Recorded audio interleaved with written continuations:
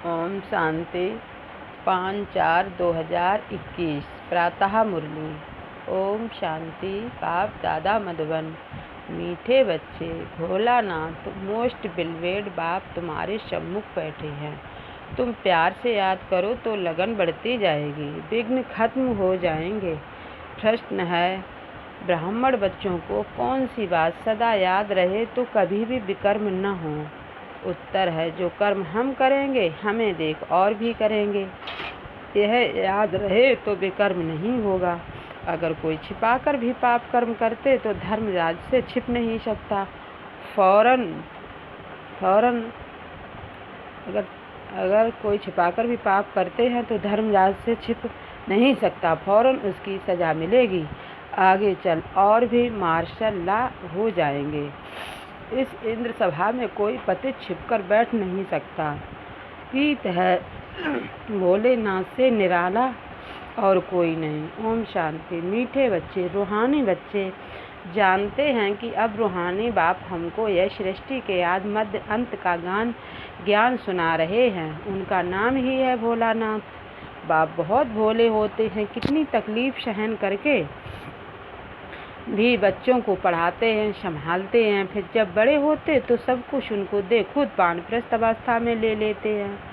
समझते हैं कि हमने फर्ज अदाई पूरी की, अब बच्चे जाने तो बाप भोले ठहरे ना। यह भी अभी तुमको बाप समझाते हैं, क्योंकि खुद भोलानाथ है तो हद के बाप के लिए भी समझाते हैं कि वह कितने भोले हैं।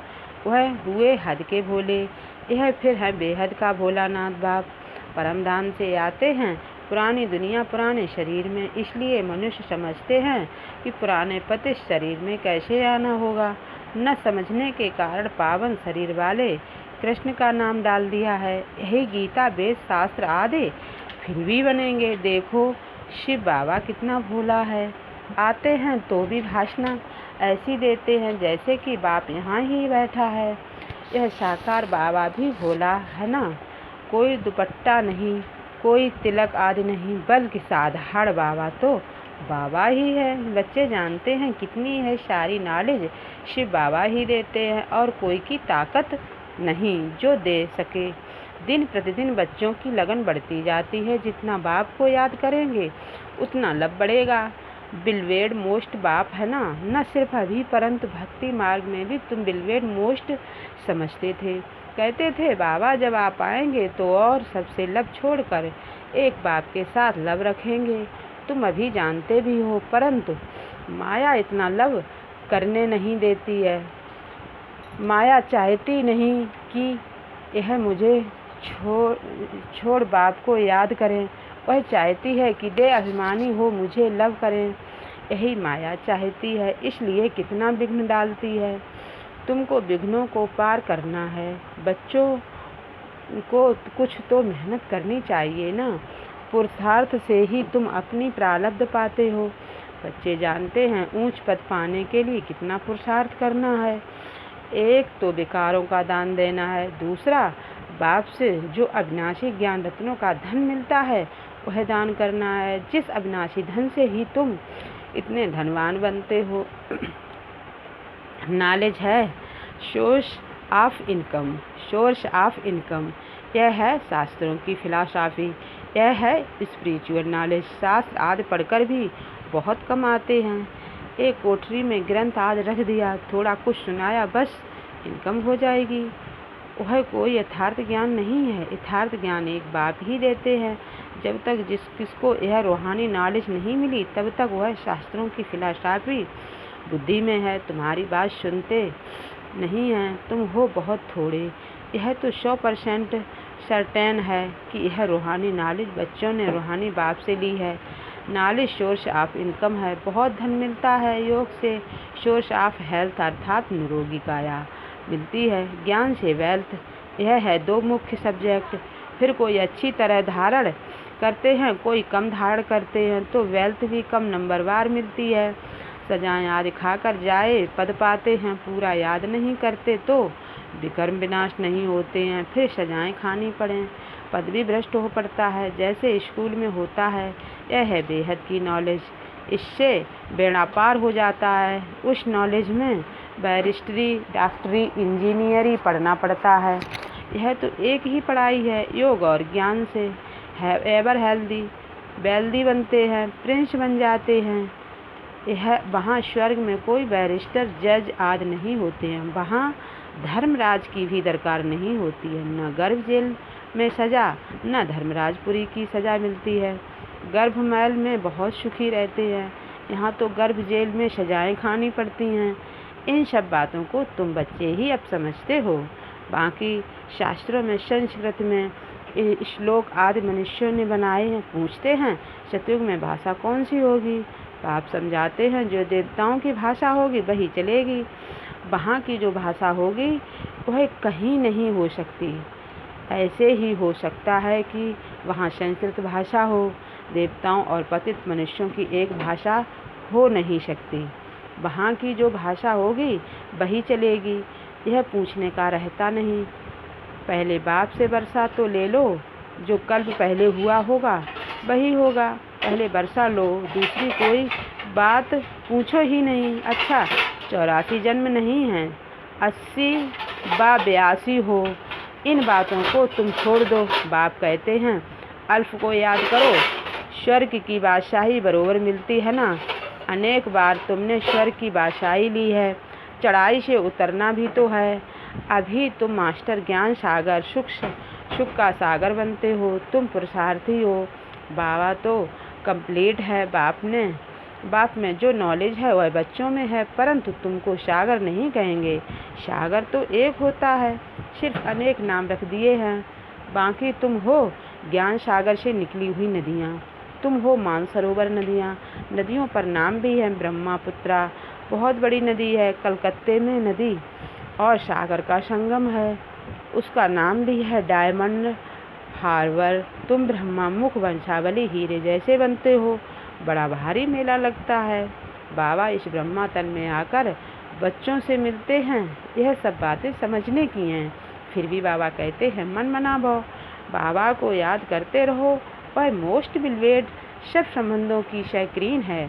वह सब संबंधी हैं भिखारी, उनसे दुख मिलता है। बाबा तुमको सबका एवजा दे देते हैं, सब संबंधों का लब देते हैं। कितना सुख देते हैं, और कोई इतना सुख नहीं दे सकते। कोई देते हैं तो अल्पकाल के लिए, जिसको ही सन्यासी कागविष्टा के समान सुख कहते हैं। दुख धाम में जो तो जरूर दुखी ही होगा। तुम बच्चे जानते हो, हमने यह अनेक बार पाठ बजाया है, परंतु हम ऊंच पद कैसे पाएं?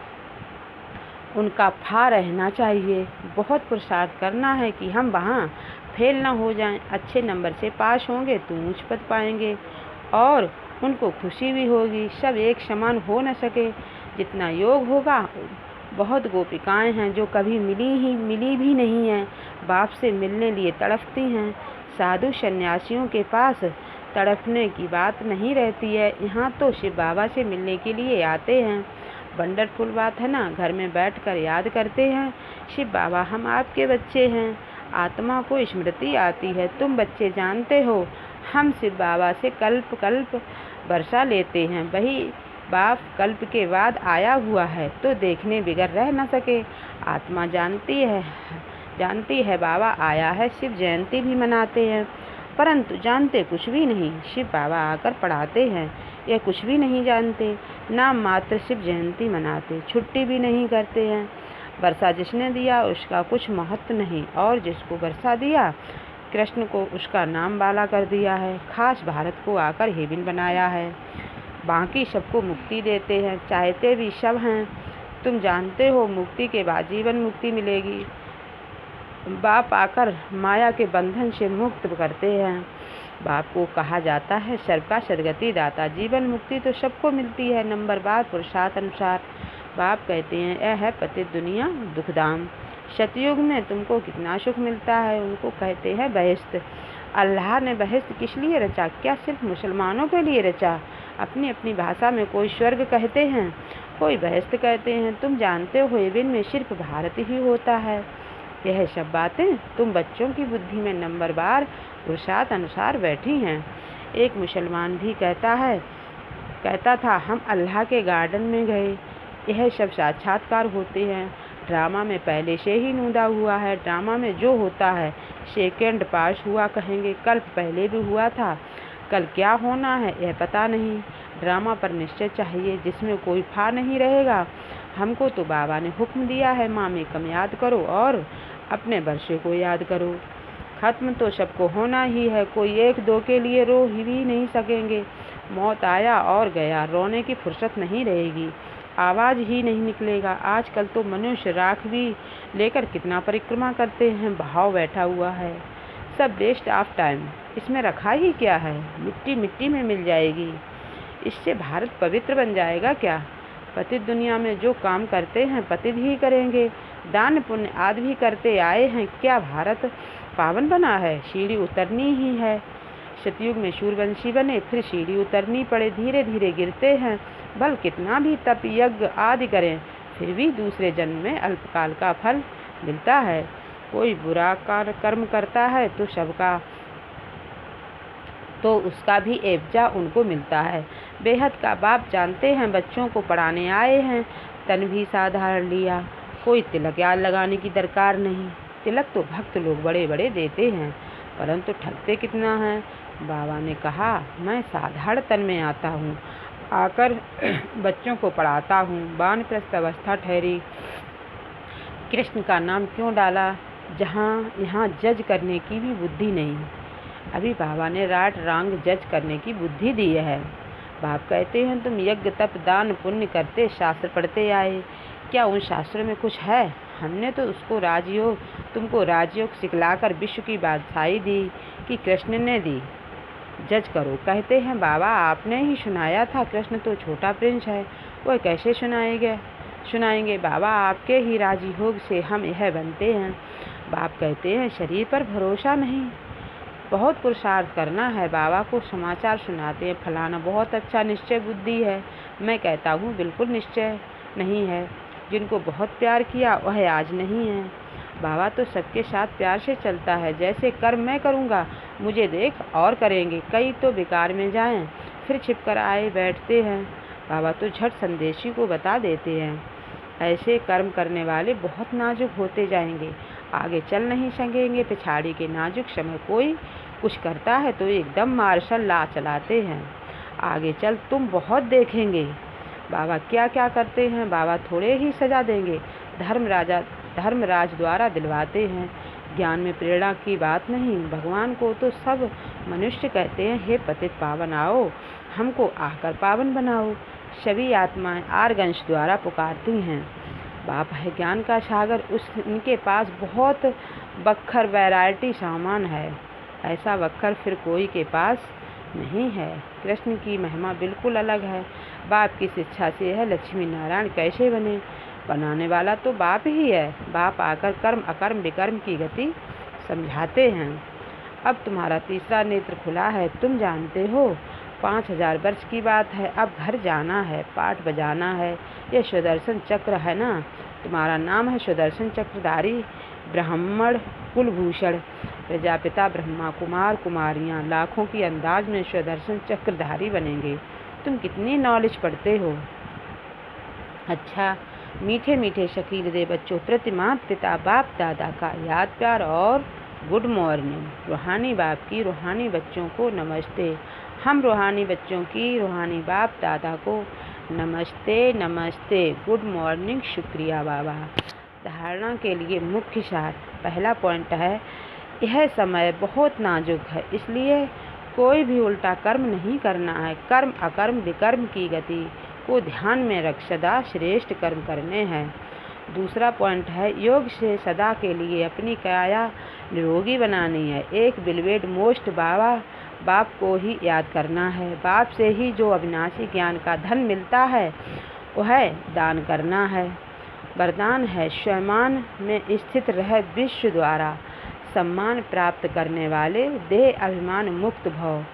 स्वयं में स्थित रह विश्व द्वारा सम्मान प्राप्त करने वाले देह अभिमान मुक्त भव। मुरली का सार है पढ़ाई का मूल लक्ष्य है देह अभिमान। देह अभिमान से न्यारे हो देह अभिमानी बनना है।